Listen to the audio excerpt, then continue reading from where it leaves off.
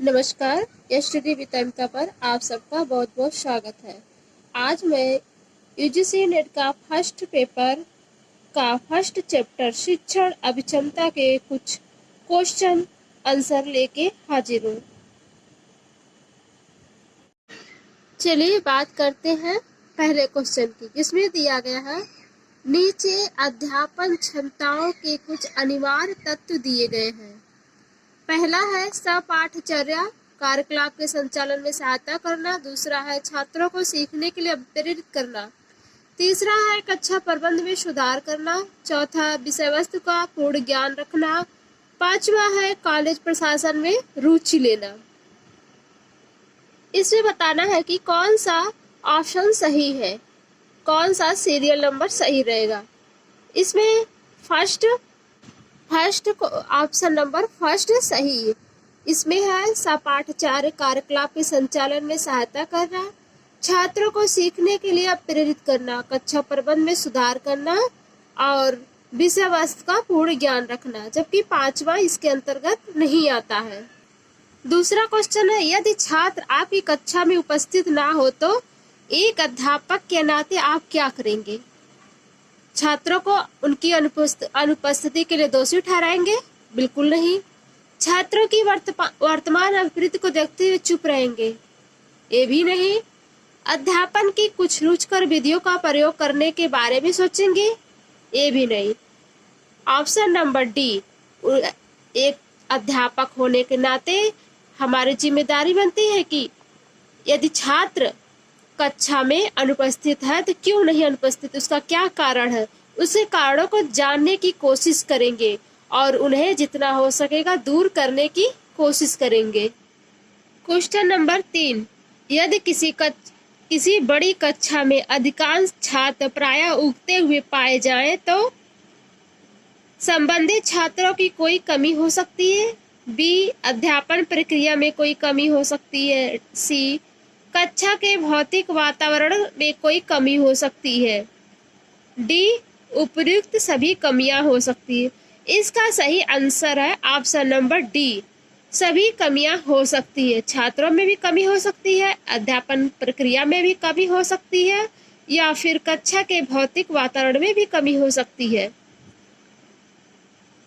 Question number 4, वह व्यवहार जिसका प्रेक्षण किया जा सके तथा जिसको अध्यापन विद्यार्थियों के अंदर विचारों को स्पष्ट समावेश के लिए प्रयोग कर सकता है, वह तकनीक की भाषा में कहलाता है क्या? ऑप्शन नंबर ए, शिक्षण का हुनर। बी, संप्रेषण सुविधाएं। सी, प्रदर्शन। डी, कोई नहीं। इसका सही आंसर है ऑप्शन नंबर ए, शिक्षण का हुनर। वह शिक्षण का हुनर ही है जो एक शिक्षक को अपने शिक्षा द्वारा छात्रों को प्रेरित करते हैं, छात्रों के अंदर शिक्षण प्राप्त करने की जिज्ञासा होती है। चलते हैं क्वेश्चन नंबर 5, अंतिम विश्लेषण में शिक्षण को विशेष रूप से समझना चाहिए। ए, प्रश्न पूछे तथा ज्ञान के मूल्यांकन की प्रक्रिया। बी, विद्यार्थियों गतिविधियों की निर्दिष्ट करना। सी, विद्यार्थियों के वाचन का श्रवण करना। उपरोक्त सभी। इसका सही आंसर है ऑप्शन नंबर बी, विद्यार्थियों के गतिविधियों को निर्दिष्ट करना। क्वेश्चन नंबर 6, अध्यापक के कार्य हैं बच्चे का मार्गदर्शन करना, प्रगति में उनकी सहायता करना तथा मूल्यांकन। घर का काम चेक करना, उनका मार्गदर्शन करना तो आगे का काम देना। इसका सही आंसर होगा ऑप्शन नंबर सी, उपरोक्त दोनों। अध्यापक होने के नाते छात्र का मार्गदर्शन भी करना और उनकी प्रगति में उनकी सहायता भी करना, और जो भी घर का होमवर्क दिया जाता है उसको भी चेक करना, उनका मार्गदर्शन करना और उन्हें आगे का काम भी देना। इसके लिए दोनों ही आंसर सही है। क्वेश्चन नंबर 7, शिक्षा का क्षेत्र प्रतिवादों एवं गलत अवधारणाओं से भरा पड़ा है क्योंकि ए, शिक्षा की समस्याओं निर्वचन की आत्मनिष्ठा की अधिक भूमिका होती है। बी, शिक्षण में आने वाली समस्याओं को ठोस वैज्ञानिक अनुसंधानों द्वारा हल नहीं किया जा सकता। यहाँ पर अच्छी शिक्षण विधि एवं पद्धति का अभाव है। डी, अध्यापक वैज्ञानिक अनुसंधान करने में सक्षम नहीं है। इसका सही आंसर ऑप्शन नंबर बी, शिक्षण में आने वाली समस्याओं को ठोस वैज्ञानिक अनुसंधानों द्वारा हल नहीं किया जा सकता। क्वेश्चन नंबर 8, शिक्षण का पहला चरण क्या है? पहले से योजना बनाना, बी, पाठ्य सामग्री को सुसंगठित करना, सी, विद्यार्थियों को बैकग्राउंड को जानना, डी, कोई नहीं। इसका सही आंसर ऑप्शन नंबर ए, पहले से योजना बनाना। क्वेश्चन नंबर 9, कल्पना कीजिए कि आप एक महत्वाकांक्षी अध्यापक हैं और आप कक्षा अध्यापन के विषय में अत्यंत ऊंचा आदर्श रखते हैं, किंतु आपका कठिन परिश्रम कारगर नहीं होता। इस समस्या के पीछे यह कारण हो सकता है कि आपके शिक्षण का स्तर विद्यार्थियों की क्षमता से अधिक ऊंचा है, छात्रों के मध्य जो व्यक्तिगत भिन्नता आपके प्रयास को नष्ट कर देती है, सी, उपरोक्त दोनों, या डी, कोई नहीं। इसका सही आंसर है ऑप्शन नंबर सी, उपरोक्त दोनों। क्वेश्चन नंबर 10, यदि किसी अध्यापिका को उत्तर पुस्तिकाएं जांचने में अपनी विश्वसनीयता बनानी है तो उसे ए, कठोर होना चाहिए, बी, उदार होना चाहिए, सी, वस्तुनिष्ठ होना चाहिए, डी, शीघ्रता से कार्य करना चाहिए। इसका सही आंसर ऑप्शन नंबर सी, वस्तुनिष्ठ होना चाहिए।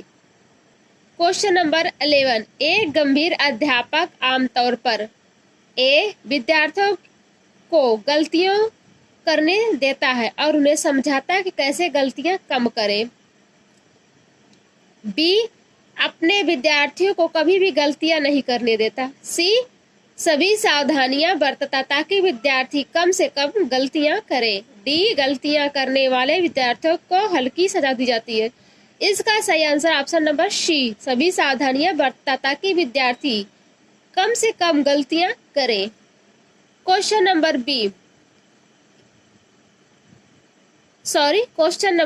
12, यदि नवीन घटनाओं के संबंध में कोई विवादास्पद समस्या प्रकट हो जाती है तो आपको क्या करना चाहिए? ए, विनम्रता पूर्वक विवाद का विषय परिवर्तन कर दें, बी, सर्वस्वीकृत दृष्टिकोण को स्वीकार करते हुए पूर्व प्रकरण पर लौट जाएं, सी, उस विवाद पर छात्रों को तैयार करने के लिए कहे तथा अन्य कोई समय सुनिश्चित कर ले, डी, जब तक कि अंतिम समाधान की संभावना हो विवाद की समयावधि बढ़ा दे।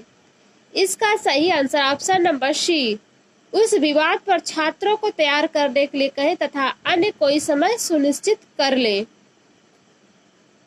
क्वेश्चन नंबर 13, लेक्चर के दौरान संप्रेषण बेहतर होगा यदि अध्यापक ए, तैयार किए हुए नोट्स में से पढ़ाता है, बी, नोट्स को अच्छी तरह तैयार करके आता है और उन्हें गाइड के रूप में प्रयोग करता है, सी, तात्कालिक व्याख्यान प्रस्तुत करता है, डी, दूसरे क्षेत्रों में उदाहरण देते हुए तात्कालिक व्याख्यान प्रस्तुत करता है।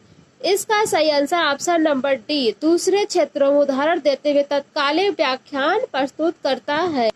क्वेश्चन नंबर 14, यदि छात्रों के एक समूह में कुछ मंदबुद्धि और कुछ प्रतिभाशाली छात्र हैं तो अध्यापक के लिए बेहतर होगा शिक्षण के स्तर को ऊंचा रखना ताकि मंदबुद्धि छात्र ऊपर उठकर बराबरी पर आ जाएं, शिक्षण के स्तर को नीचा रखना ताकि प्रत्येक छात्र समझ सके, शिक्षण के मध्यम स्तर पर रखना ताकि प्रभावशाली छात्रों को अधिक नीरस ना लगे, मंदबुद्ध छात्रों के लिए अतिरिक्त शिक्षण का प्रबंध करना। इसका सही आंसर है ऑप्शन नंबर सी, शिक्षण के मध्यम स्तर पर रखना ताकि प्रतिभाशाली छात्रों को अधिक नीरस ना लगे और मंदबुद्ध छात्रों के लिए अतिरिक्त शिक्षण का प्रबंध करना। क्वेश्चन नंबर 15, अपने अध्यापन कार्य को अधिक प्रभावशाली बनाने के लिए सबसे अधिक किस पर निर्भर करना चाहिए? ए, अपने ज्ञान पर, या बी, पुनर्निवेश पर, या सी, प्रबंध पर, या शिक्षण के साधनों पर।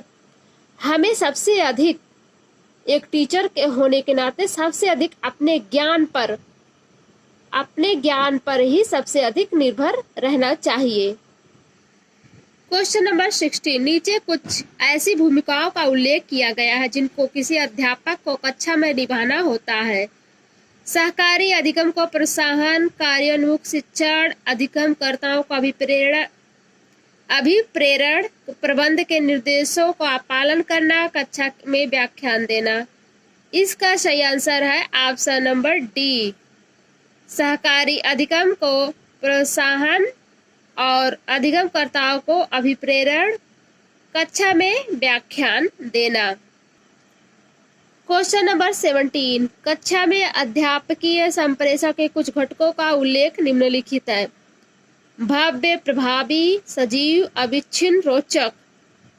निम्नलिखित में से कक्षा में अध्यापकीय संप्रेषण घटकों का कौन सा मेल सबसे अधिक उपयुक्त है? इसका सबसे अधिक मेल उपयुक्त ऑप्शन नंबर डी, सजीव और प्रभावी और रोचक। क्वेश्चन नंबर 18, व्याख्यान के दृढ़ीकरण चरण में संबंधित कुछ प्रक्रियाएं निम्नलिखित है। पुनर्निरीक्षण अथवा संक्षेपण करना, छात्र अधिगम की जांच करना, गृह कार्य देना, छात्रों के पाठ के प्रति रुचि जगाना, छात्रों के अन्वेषण के लिए अभिप्रेरित करना। इसका सही आंसर ऑप्शन नंबर ए, पुनर्निरीक्षण अथवा संप्रेषण करना, छात्र अधिगम की जांच करना और गृह कार्य देना। क्वेश्चन नंबर 19, निम्न शिक्षण प्रक्रियाओं को क्रम में लिखो। वर्तमान ज्ञान के पिछले ज्ञान से संबंध करना, मूल्यांकन, पुनर्शिक्षण, उद्देश्यों की संरचना, सामग्री को प्रस्तुत करना। इसका सही आंसर है ऑप्शन नंबर डी, उद्देश्यों की संरचना, वर्तमान ज्ञान को पिछले ज्ञान से संबंध करना, सामग्री को प्रस्तुत करना, मूल्यांकन करना और पुनर्शिक्षण करना। क्वेश्चन नंबर 20, अभिप्रेरणा के संबंध में निम्न में से कौन सा कथन सही है? ए, स्वतंत्र इच्छा, बुद्धि तथा कारण अभिप्रेरणा प्रदान करने वाले घटक है। यह कहा प्लेटो ने। जन्मजात बिना सीखी हुई प्रवृत्तियां जिन्हें की अनुभूति कहा जाता है, वह जेम्स वर्ट के अनुसार प्रेरणा देने वाले घटक है। Option number B. Option number C, जिज्ञासा तथा आशा का स्तर वर्लाइन के अनुसार प्रेरणा देने वाले घटक है। ऑप्शन नंबर डी, उपरोक्त सभी। इसका सही आंसर ऑप्शन नंबर डी, उपरोक्त सभी। क्वेश्चन नंबर 21, यूनेस्को प्रकाशन की व्याख्या के अनुसार अध्यापक के अंदर कौन से व्यावसायिक गुण होना चाहिए? ए, अपने विषय में दक्षता तथा शिक्षण में निपुणता। बी, शिक्षण पद्धति में प्रतिक्षण ज्ञापन। सी, व्यवसाय के प्रति न्याय व ईमानदारी। डी, उपरोक्त सभी। इसका सही आंसर है ऑप्शन नंबर डी, उपरोक्त सभी। क्वेश्चन नंबर 22, शिक्षण में पाठ्यक्रम संबंधी क्रियाओं का प्रयोग। ए, शिक्षण को आसान बनाने के लिए किया जाता है। बी, शिक्षण को रोचक, सुग्राह्य एवं प्रभावशाली बनाने के लिए किया जाता है। सी, शिक्षण को आकर्षक बनाने के लिए किया जाता है। डी, शिक्षक को सहायता देने के लिए किया जाता है। इसका सही आंसर है ऑप्शन नंबर बी, शिक्षण को रोचक, सुग्राह्य एवं प्रभावशाली बनाने के लिए किया जाता है। क्वेश्चन नंबर 23, जो अध्यापक कक्षा अध्यापन में उत्साही होते हैं। ए, उनमें प्रायः विषयों की प्रवृत्ता का अभाव होता है जो उनके उत्साह के लिए नीचे छिपा रहता है। बी, वे छात्रों को ध्यान खींचने के लिए केवल नाटकीय रूप देते हैं। सी, वे अपने छात्रों को अध्यापन अधिगम की प्रक्रिया अंतर्ग्रस्त कर लेते हैं। डी, उनमें उपरोक्त सभी बातें होती हैं। इसका सही आंसर ऑप्शन नंबर सी, वे अपने छात्रों को अध्यापन अधिगम की प्रक्रिया में अंतर्ग्रस्त कर लेते हैं। आप क्वेश्चन नंबर 24, शिक्षा के क्षेत्र में ली जाने वाली परीक्षा हम यह जान सकते हैं कि विद्यार्थी कितना बुद्धिमान है। बी, अध्यापक द्वारा पढ़ाया गया कार्य विद्यार्थी किस प्रकार प्रस्तुत करता है। सी, विद्यार्थी पूरे वर्ष में किए गए कार्य का कितना भाग याद कर सकता है। डी, विद्यार्थी का शैक्षिक विकास सही दिशा में हो रहा है या नहीं। इसका सही आंसर ऑप्शन नंबर डी, विद्यार्थी का शैक्षिक विकास सही दिशा में हो रहा है या नहीं। क्वेश्चन नंबर 25, किसी कक्षा के परीक्षा के लिए सर्वोत्तम विधि क्या हो सकती है?